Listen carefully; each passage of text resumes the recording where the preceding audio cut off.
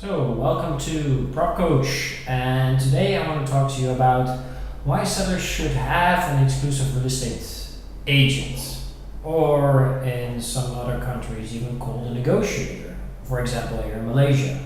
So, as we are recording this from Malaysia,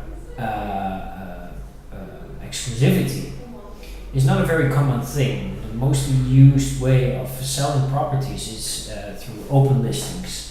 And while in countries like in the United States and in Canada and most countries in Europe, it's very normal just to have an exclusive agreement with your agent, countries like Malaysia, exclusivity has to be earned first. And this goes through the negotiations between the agent and negotiator and eventually the seller. And sellers have quite an interesting, most sellers have quite an interesting way of thinking about exclusivity.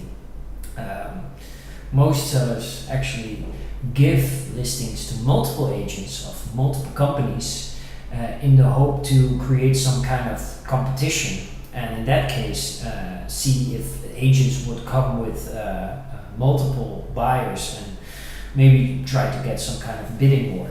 So in this case, maybe in a very high selling market this could work, but I can tell you from experience being a real estate agent and now in the coaching business, talking with a lot of agents, it's not very effective. You have just to look at it as in any other industry. If you hire your accountant or your lawyer, are you giving your cases to multiple lawyers at the same time, seeing whoever gets the best benefits for you from a contract wins? It's not really the same thing. It's all about trust and also performance. So as an agent, are you able to sell to your seller that you can perform?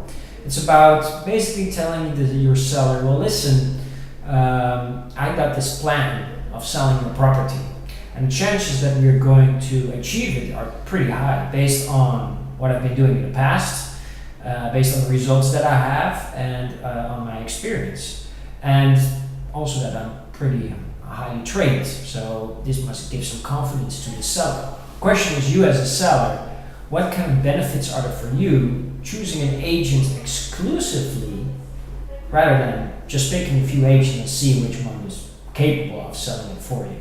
So to give a clear point in why you should appoint an exclusive agent, there's first few things that you have to really consider. In any market or industry, there are good people, and unfortunately, there are very bad people. And you, as any other person in any industry, will not always recognize the difference, right?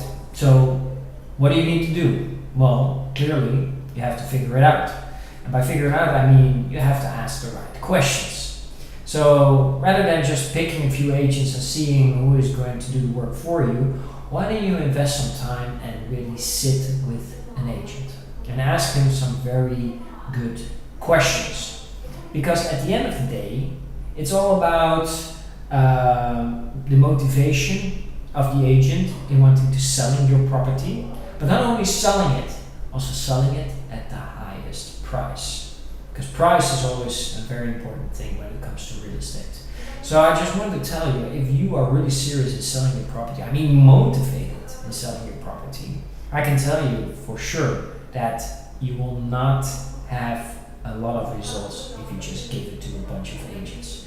It's better to select the right agent. And by selecting the right agent, I mean the agent that fits you, that fits your needs and fits what you are looking for. Because every agent is unique, every agent has his specialties, every agent has his capabilities in the market, and you have just to find the right fit. And you have to trust him. If you don't trust him, don't work with him, even if it's an open listing. I mean, people just like to work with the people they like. It's that simple. And you also have to give them some kind of trust because you have to motivate him. It's just with an open listing, if you give them the open listing, trust me, they're not going to waste any time or even money in trying to sell this property for you. It's just a waste of time. And in this case, I made this special video just to make sure you understand of selecting an agent, what kind of questions should you ask your agent before you appoint him? First of all, what I would ask any agent before he is able to sell mine is ask him, how long have you been in the business? Did you have any training? Do you work with a company that provides you any training? Can you show me some past results of the area that we're actually in? Because sometimes the people that you're talking to are not even specialized in whatever they're trying to sell. I mean, if you're selling something in the commercial sector and you're sitting across somebody that's only selling residential, well, you clearly have the wrong person. So it's very important that you ask these questions to understand that who are you dealing with? Who is this agent? What can he do for you? Did he have any past results? Because you're looking for the best. So make sure you make clear, who am I speaking with? Second thing that I will ask him is, listen, I'm willing to give you this property for an exclusive period, right? But the most important thing to me is that you sell it. I want to sell it. And I know by selling it, it has to be sellable. So to make it sellable, please tell me, as you are the experienced agent, what do you think of my property? Do you think it's the right price? Do you think that the conditions are right? Or do you think that I have to maybe sell not now, maybe later, maybe the market will pick up later? And just listen to your agent and listen to his advice. See what he says. If he has no clue, he says, well, maybe. Or he says, well, let me find out.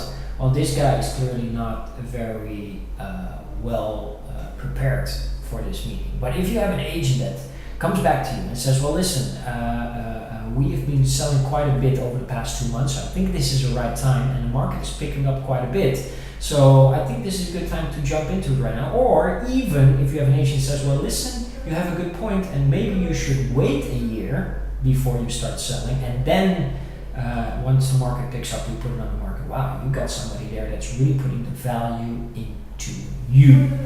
So another question that's very important to ask is, listen, what's your marketing action plan? So what is this agent marketing-wise going to do to sell your property?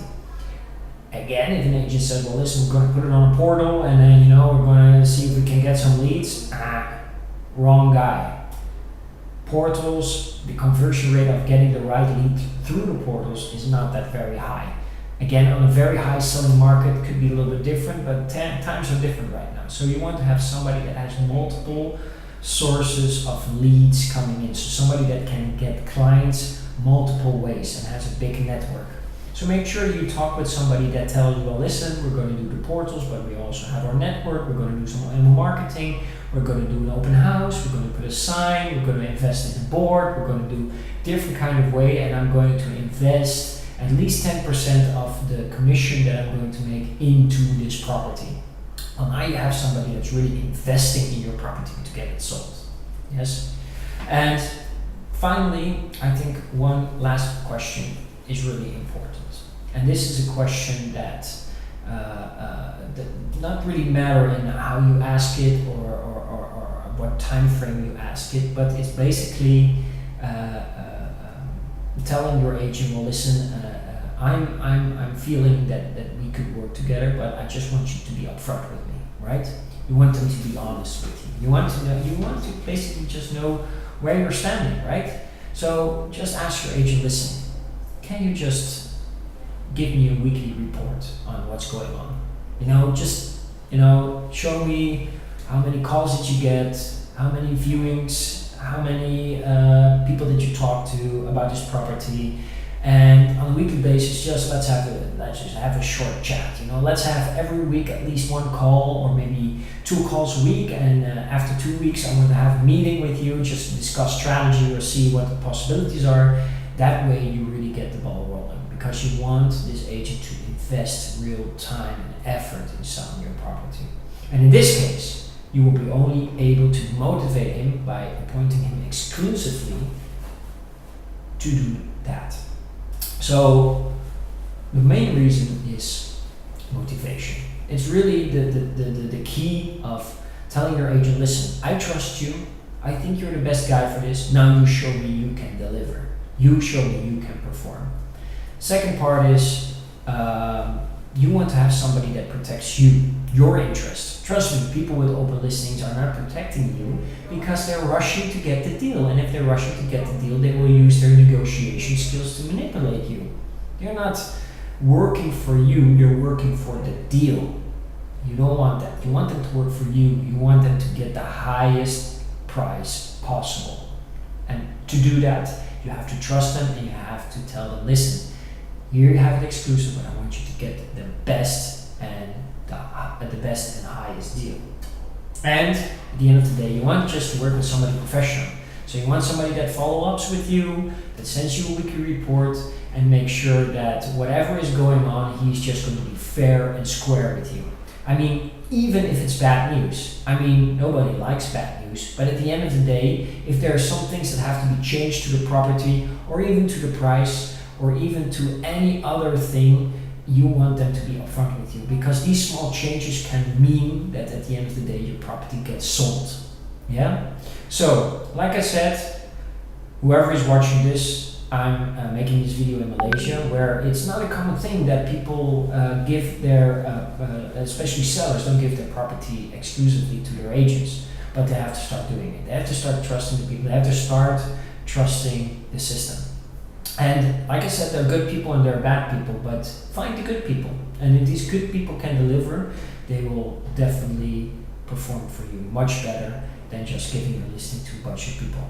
So I hope I gave you some clear points. I wish you good luck, and I hope to see you the next time. See you. Bye-bye.